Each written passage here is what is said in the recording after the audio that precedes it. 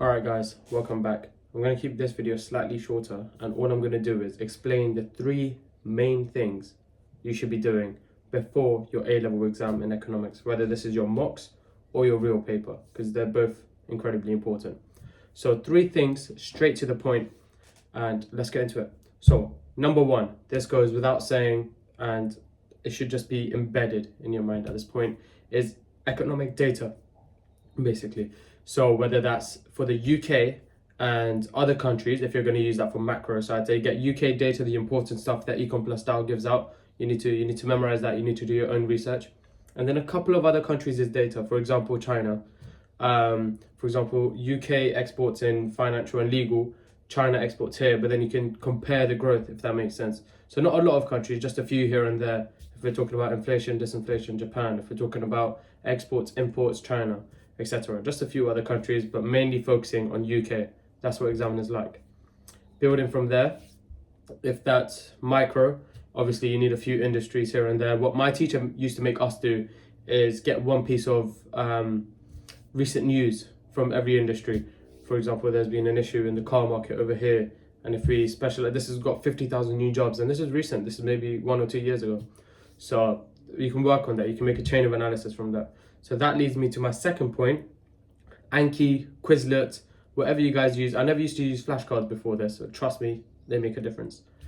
I'm not asking you to memorize anything. In fact, I want you to make a chain of analysis, consistent chain of analysis, where you are essentially answering loads of different questions, past paper questions, and then you ask ChatGPT or AI to make you more questions, and you just do essay plans. I'm not telling you to write the entirety essay as of just yet, but you just do essay plans per question. How this works is you give your point, evaluation, your introduction, what's going to be in your conclusion.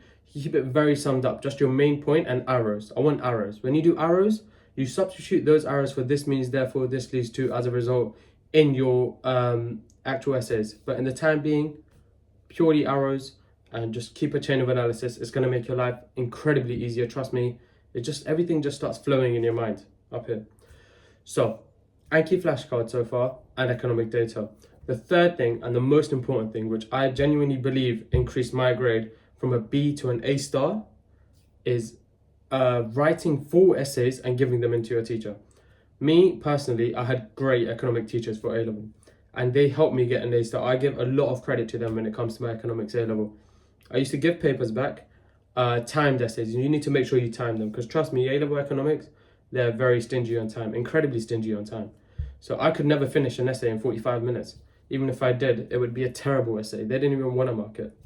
But you practice, you give them essays, you get your reply back. What are you doing wrong here? For example, I used to do a diagram per every single point. But if you watch my recent videos where I've shown you perfect essays, 23 out of 25, 25 out of 25, there's literally 1 or 2 diagrams, maybe sometimes even 3, but I don't go more than that. My entirety of my focus is on the evaluation, because time management is constraint, if that makes sense. So you need to work on what you need to prioritize, if that makes sense.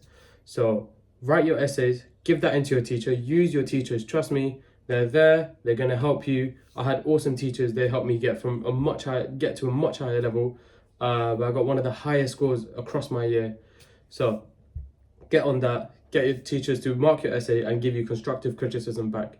Once you do all 3 of those things, and this is at the final where you've sorted all your content out, you know how to write properly. If you don't know how to write properly, check my last 2 videos. I show you my essays and how I structure a paragraph, how I structure that stuff, which is something I couldn't really find on YouTube before when I was doing my A-levels. So if you want a guaranteed A-star format, follow that video, follow the way of writing, and work from there, I'd say. So that's the main 3 tips. And if you do have any questions, slap them in the comment section and I'll get back to them ASAP.